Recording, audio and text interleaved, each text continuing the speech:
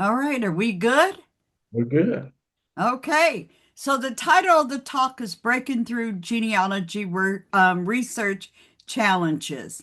And the purpose of this is basically just talk about a little bit of strategies, for researching during slavery time for enslavers or enslaved, and it's to help the attendees that are here, hopefully to add something to your toolbox or to remind you of things that you might not have been doing for a while. It matters because we think it's important to understand that we know there's more stories out there. We know we all have the challenges. So, genealogy is definitely the place to make sure we can bring forth names and stories from our own ancestry as well as others. We know it's an emotional part of doing this type of research.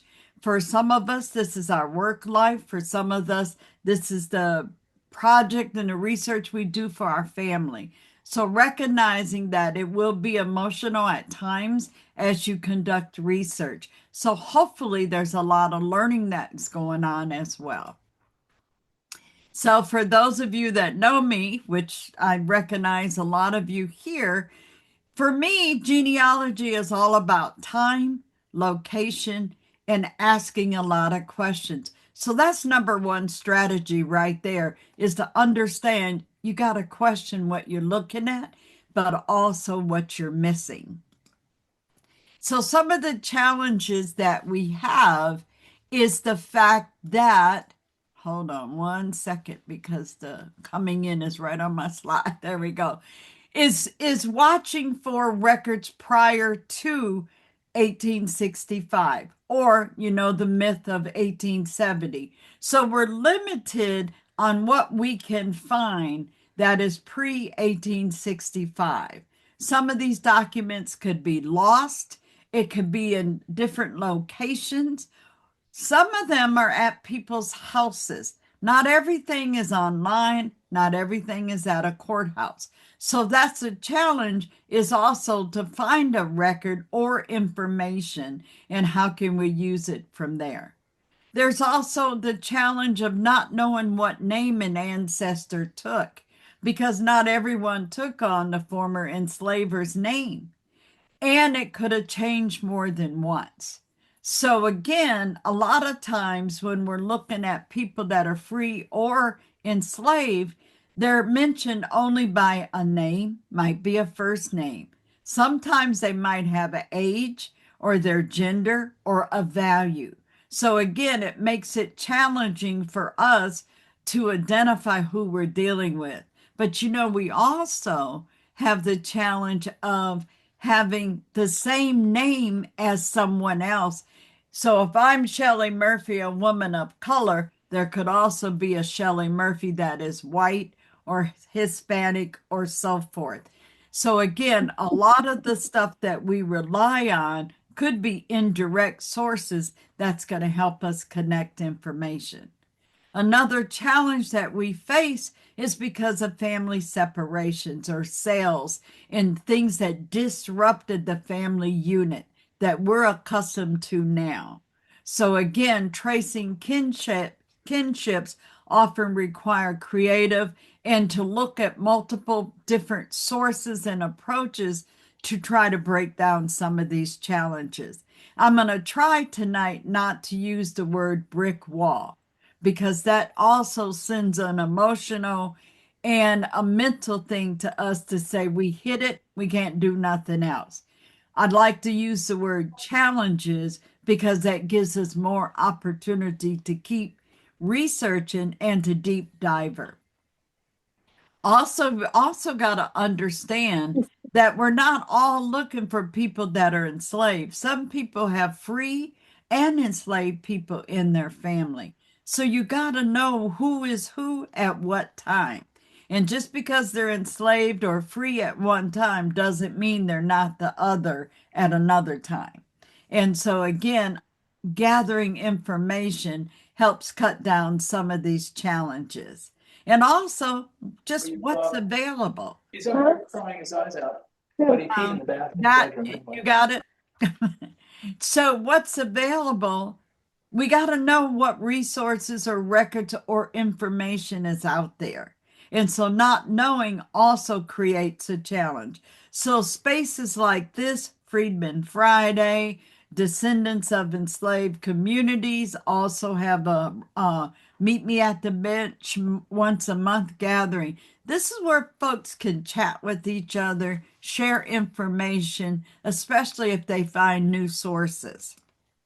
So, one of my Murphy's rules for folks that don't know me is that I say follow the money, the land, the water, the community, and the faith of the people. Every one of these that are listed could be a source of information or even a document. So you always start off with what you know. I'm a big component of timelines. Folks have to come through Maggie, the Midwest African American Genealogy Institute, to get a talk on how to build out a timeline. But just know that's a chronological order that could be in an Excel spreadsheet or in a Word table. And what you're doing is clocking all the information of what you find on an ancestor, an individual, or on a family, but also where you have questions about whatever you're seeing. Maybe somebody's not there in the household they should be. So again, you're following up and you're building a research plan from your timeline. Again, looking at everything that's prior to 1870, I said begin posting 1865. You want to document what you can find. What period of time was your ancestor in? What are the names, the places, the dates, and things that you can confirm? Because again, within that timeline, you are tracking them basically year by year. And again, you hit the pre-Civil War era. And if you're looking at enslaved people, you want to know what records are available. You got the census and the vital records.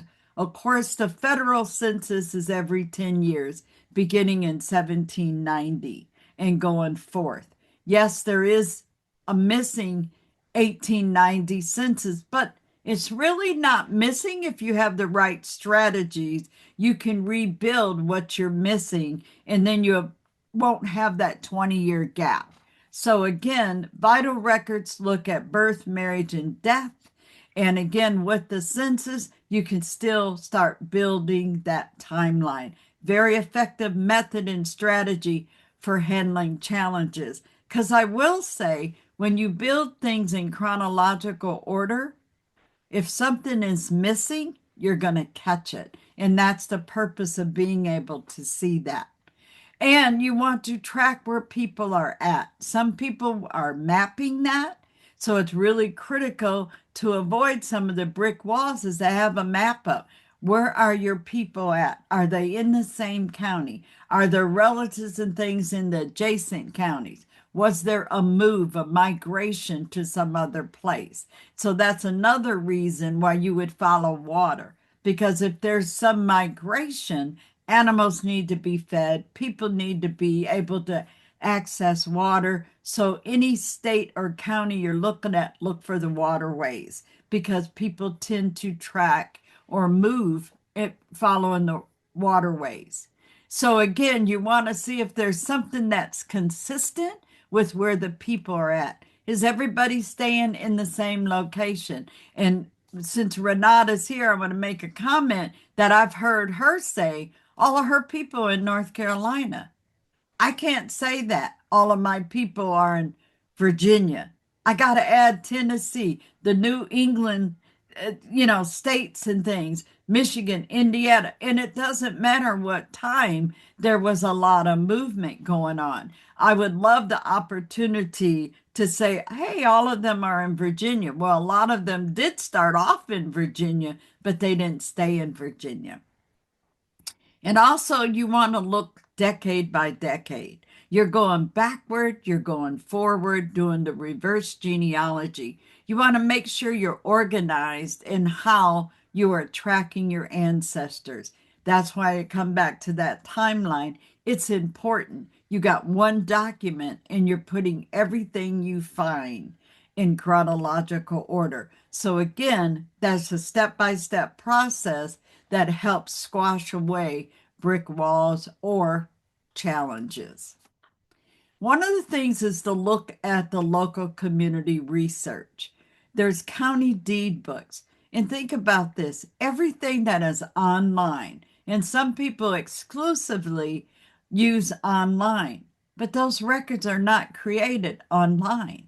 They're created at the local level in whatever county the issue happened.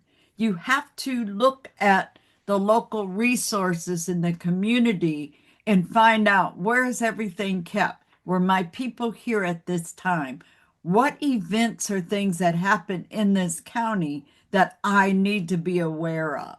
So you're looking at deeds and bills of sales, anything about land transfers.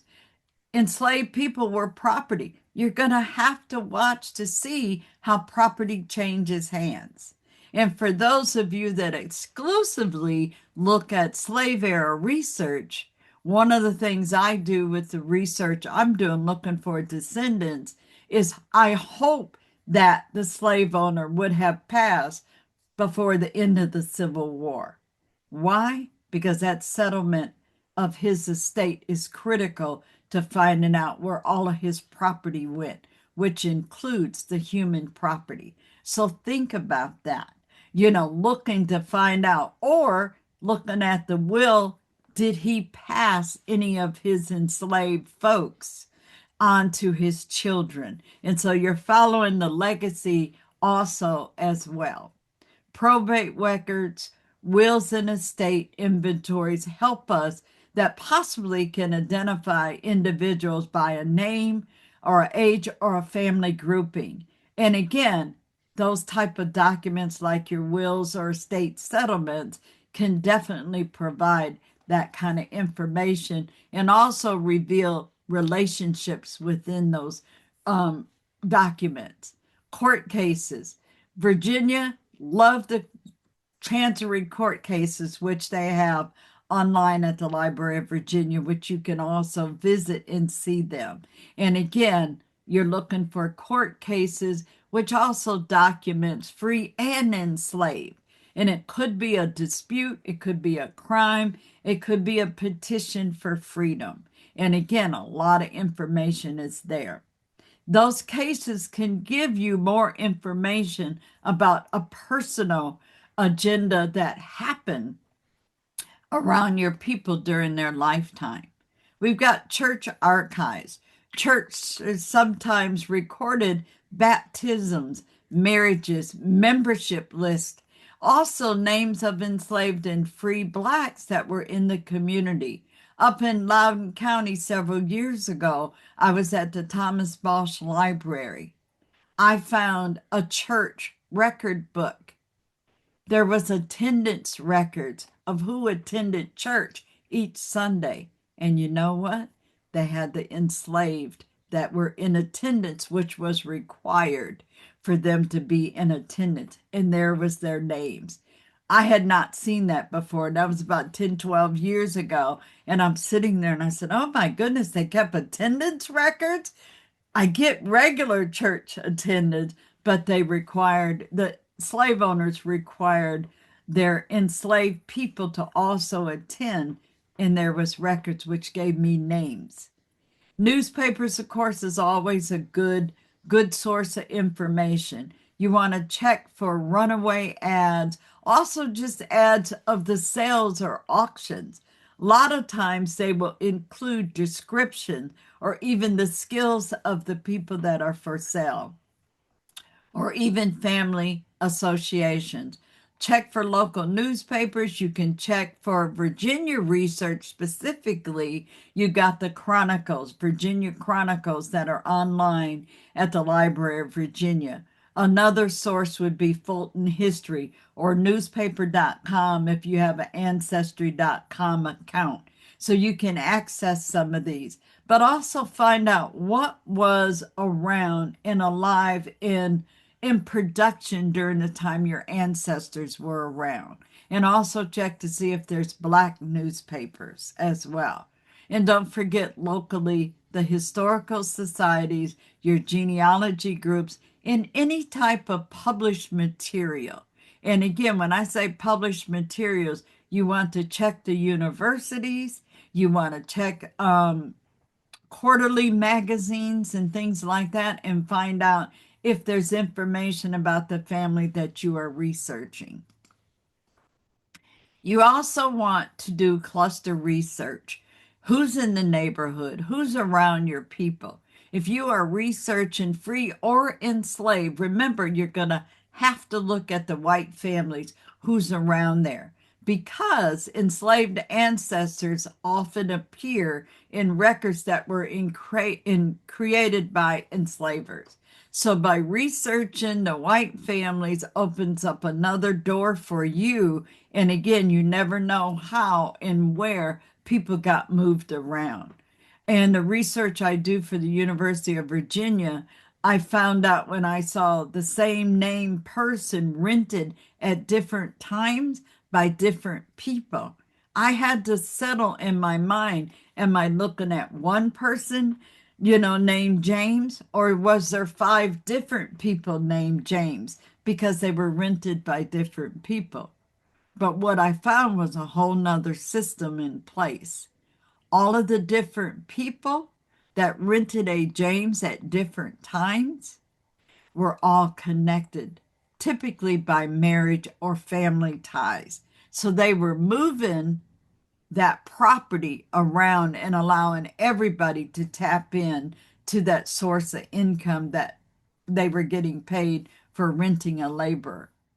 You want to be able to compare a 1870 census and an 1860 slave schedule, and maybe you connect locations, possibly ages. Sometimes you'll see surnames that can help identify people that might have been formerly enslaved. But remember, you're also looking at the enslaver as well, because your slave schedules is one point in time. Your census also one point in time. So you also want to look for other records of things that could have happened within that 10-year period: birth, death, marriages, right? Look for the mortality schedules. When were they around?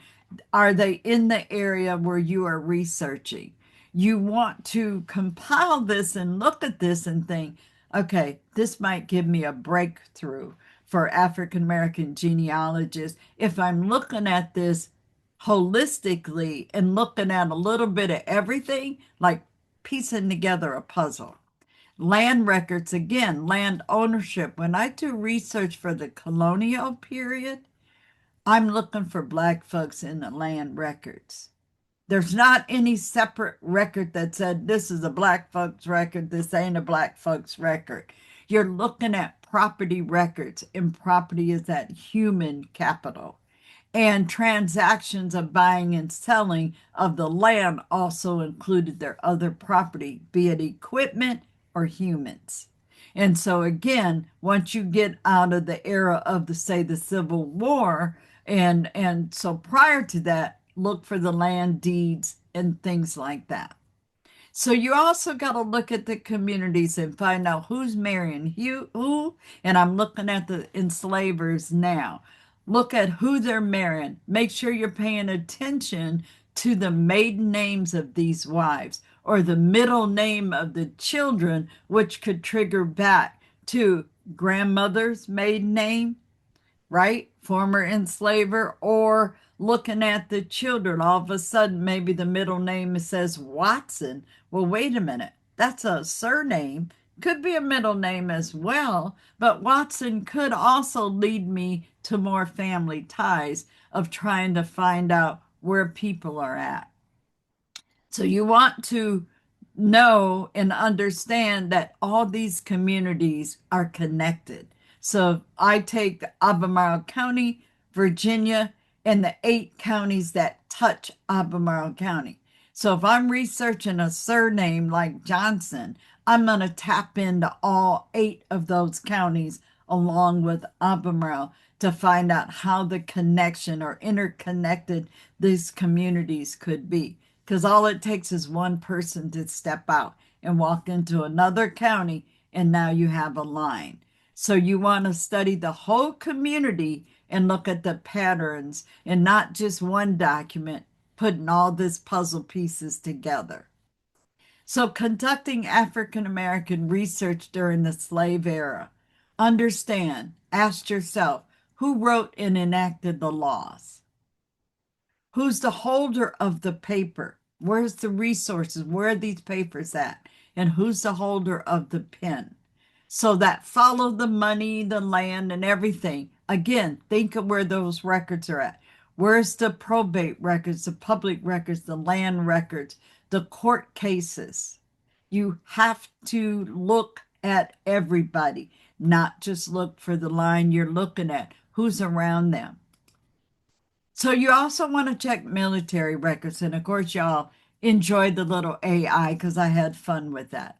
So anyway, the little pictures and things, and I usually don't use and let them, I want to describe a little more, but I let AI do it today. So anyway, I want to make sure people think about military records, even if you don't know and don't have an idea.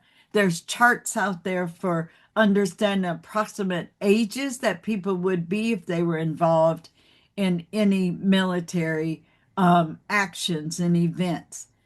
There's not anything that I can think of, and I'm sure others here as well. There's not any military action with this country that people of color were not involved in. So don't think there's not records out there because they are. And you see Revolutionary War is right there at the top. I research Revolutionary War. I research the Black soldiers, also the sailors connected, but also I'm going to say the farmers, the formerly enslaved that don't become soldiers, but they contributed and provided service during the Revolutionary War, which is 1775 to 1783. You also want to check the U.S. Colored Troop service record and pension files. Same thing, pension files as well with Revolutionary War. I do want to make a distinction. The Revolutionary War was an integrated war. Blacks and white were fighting side by side, different than what you think of with the Civil War and so forth. So coming back to the USCT, don't forget the Freedmen's Bureau. We do have Freedmen's Bureau Friday. We're looking at that every Friday at 7 o'clock Eastern Standard Time. The pension files are like a gold mine. It could give family members birth dates, enslavers, and other information. The Freedmen's Bureau field offices were there to also help the family or the soldier on any type of claim they might have had. Maybe they were due bounty, maybe they were due pay or something. So USCTs would go there, get help. Or maybe the soldier died and there's money due the family. They were there to help. So that's another source of records in Record Group 105, which is the Bureau of Refugees, Freedmen, and Abandoned Land. A lot of the military records will give you physical descriptions and family details. So again, personal information. I mean, they are clear, just like the old ship manifest. I'm saying old, but those of you that are studying, the transatlantic slave trade, this, that, and other kinfolkology, slave trade information, and you're seeing ship manifest. They're going to give you height, weight, scars. Same thing as free Negro registries that you can find online, especially for Virginia. It could be the complexion or the next of kin or who was the former enslaver. So again, there's a host of records out there to help with these challenges that we face. So let's not think of just enslaved people. We also have the free people of color. There are registers in Freedom Papers. Some of them are online. Some you're going to have to go to the local courthouse or historical societies to help find these information. A lot of us that are here also transcribe some of these registries. And for Virginia, that happens at the Library of Virginia. At least once or twice a month, they will have a transcribe-a-thon. The Smithsonian has a project with the Freedmen's Bureau to transcribe. The transcribing could be in any different states from the front page, and we can give more information on that if people are interested. You also want to track again, where's that money flowing? There's tax lists, there's deeds out there. Free people of color had probably owned property. So you're going to see them in the tax roll. You're going to see them in the federal and state census. These records demonstrate that they're in that community and they also did what they were supposed to do, but they would be named. So also, you have church records.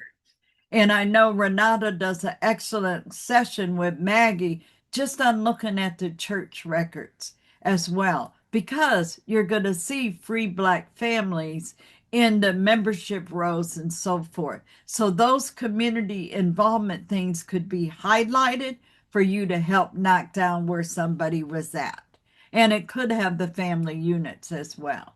So here's the typical websites that you guys are familiar with: familysearch.org, which they also have the excellent full text search. So does Ancestry. If you have a certain account level, they will have full text search, meaning you can put a name in and a location, and anywhere it shows up in their databases that you should be able to scan through there and look and find information, which will help you with the challenges.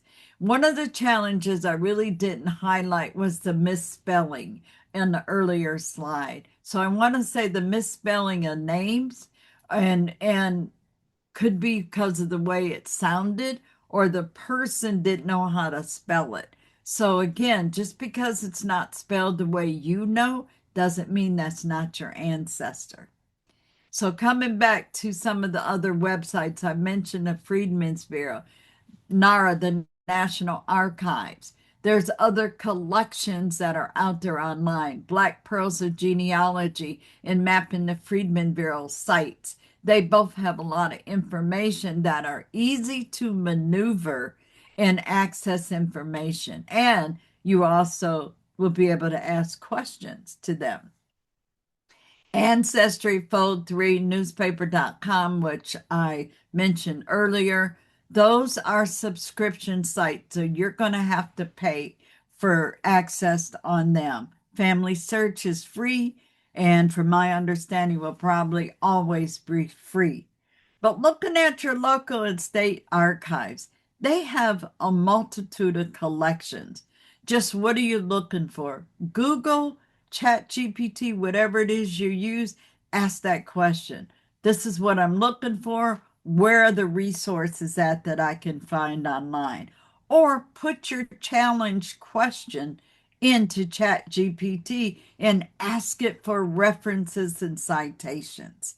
So again, looking at plantation records, and remember, plantation enslavers, a lot of descendants wrote about their family. So don't just go look and looking for information online. Find out if the family wrote about their family. Sometimes, and a lot of times, they will include if the folks had enslaved people and so forth. So again, dissertations, online journals, quarterly magazines, and so forth. DNA is another thing to come up. It's been on the scene for the last several years. You want verification. Testing can confirm and challenge a paper trail. Do the genealogy first. Don't just jump into DNA and say, wait a minute, something's not right. Do as much as you can on the paper trail, the family oral history trail, and so forth before you tap in to DNA. Sometimes DNA can help identify enslaver connections. Sometimes it will identify things that are not what you know on your own family. So, folks in the family that know you do this as well as yourself, you might want to have conversation because DNA kind or tends to unlock things that wasn't talked about throughout your family history. And again, think about this with sensitivity. It's pretty difficult to come back and say so and so's not your father, or so and so is a half sister, not a whole sister, and don't know who the other person is or who was involved. Some of these secrets go to the grave with some of our ancestors, our family members, and they're just not talked about. So realize when you talk to relatives, do it with respect and care because a lot of this information is difficult. So as I close out here, think about having empathy for descendants. You got both sides. We're all struggling. We all got the challenges. There's going to be mixed emotions that happen on both sides. Some people are totally going to block and not even talk about this and don't want to be involved. And then you got other people that are thirsty for the information and looking at the community connections and your connections with them. We do have shared history. These stories that we're all connected or intertwined helps acknowledge that we can complete a historical record on the family. So shared understanding also supports truth telling. We are at challenging times right now, but what you do right now in sharing that information helps the erasure not go as far as they want it to go.